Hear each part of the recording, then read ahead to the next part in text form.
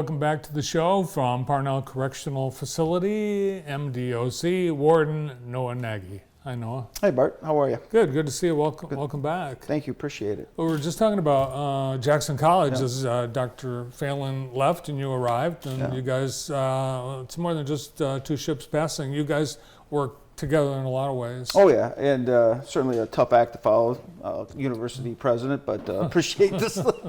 No, yeah. Dr. Phelan, Jackson College, do a great job working with us. And we have them in our facilities, running college classes, and President Phelan was out at the Parnell Correctional Facility for our graduation on August 8th, along with our director. And they had some board of trustees as well, so it was great ceremony. Certainly appreciated their support and all that they do in-house, but then also we're now heavily recruiting. As you know, we come on once a month to talk about our efforts and trying to get folks to come work with us at the MDOC. And every other Monday now we're on campus at Jackson College under its employer spotlight, and we go to the Potter Center Dining Hall from 11 to 1, and there to meet with students. Anybody that's willing to talk with us, about careers and corrections, and certainly want them to get comfortable asking questions and learning about careers. So, if they decide to pursue that opportunity, we're available every other week. This week, we're participating with a career fair here in the Commonwealth Building downtown with Jackson College. I think it's tomorrow from 9 to 12, and then Wednesday from 4 to 6. We're also going to, there's a career fair right there, tomorrow from 9 to 12 and Wednesday from 4 to 6, the Jackson College Career Fair. So we'll have staff there both days available to talk to folks that show up. We'll also be at the Michigan Works in Lansing tomorrow from 8:30 to 3. And we'll have an open interviews there at the Michigan Works in Lansing.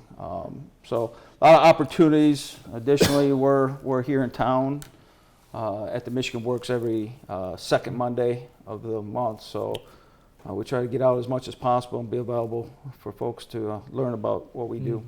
So you mentioned opportunity for students to ask questions. What are some of the things that people want to know? Well, I mean, I think a lot of it is the unknown. What am I doing? What type of hours am I working? What type of days off? Those type of questions. Understanding, shift work when you're looking at corrections officer positions, and some of our healthcare positions are, first shift, second shift, third shift. Same with our correction officer positions.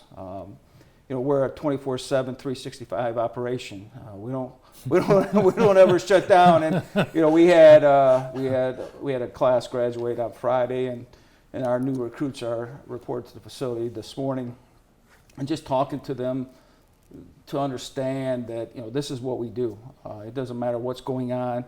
If there was a worldwide pandemic, there's 12 inches of snow, we're still working. And so that is one thing that it's different in some instances. Obviously, as everybody knows, during the pandemic, folks shut down, and we were there working long hours, and the same thing with snowstorms and so forth. We have to be there. We're holidays, we're weekends. We're running our operations, and so trying to understand that and make sure that folks know that this is what we're doing. But also understanding the benefits of our job, and our job is the ability to have an impact on people and create change and create hope for those that are currently incarcerated but are going to return to the community. Yeah, I'm glad you mentioned the pandemic, because one of the things I witnessed, you had corrections and other employees at the facilities in Jackson do things like rent a house together so they didn't expose their family, and so they were able to still continue to work. That you had employees that are staying in hotel rooms so they could keep their families safe and still be able to do their job. Yeah, I mean, it was something that was available during that time, especially at the beginning. You didn't know. I mean, we didn't know what we were dealing with. The first several months were difficult during that pandemic, and a lot of folks had to make a lot of sacrifices to adjust until to the vaccine and to all these things, that mask and understanding the testing and all that was available. Remember, at the beginning, testing wasn't as readily available as it became. So it was definitely a a lot for us to learn and go through, and a lot of sacrifices. And our staff did a phenomenal job going through that pandemic, and certainly learned a lot. Certainly don't ever want to deal with it again. Yeah, you're right. And one of the things that was covered in media and other communities where the prison population rate of infections were so high, and that transferred to high infection rates among staff, we didn't have those kinds of issues that some other facilities outside of this area or outside of the state had. So thanks for that, because that obviously impacts our whole community. Sure.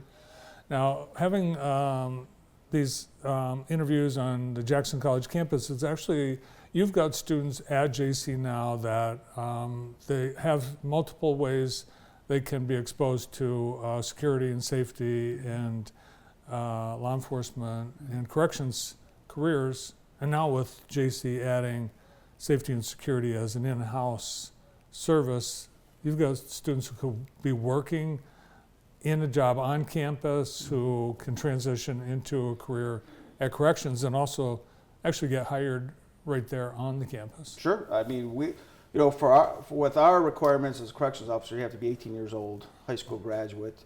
We do require 15 college credits, but again, and we've talked about this, the Michigan Community Michigan Community College Association is through all the community colleges. Jackson College participates as well. You can go and get your credits free for those 15 credits needed, but you have the ability to work and go to college at the same time and get the credits while you're working. So there is a lot of opportunities for folks to, if they want to pursue a degree, we certainly, appreciate that. But you also have the ability to work, with especially with so many classes being online now. You've brought employees with you before, and one thing I've noticed, you've got a lot of long-term people who make their career. Sure. It's been decades. Sure. And people they can start at 18 and retire at whatever. Yeah, I mean, again, it's one of those things where you have an opportunity to have a long career, a lot of different opportunities throughout the state of Michigan, a lot of different opportunities within corrections.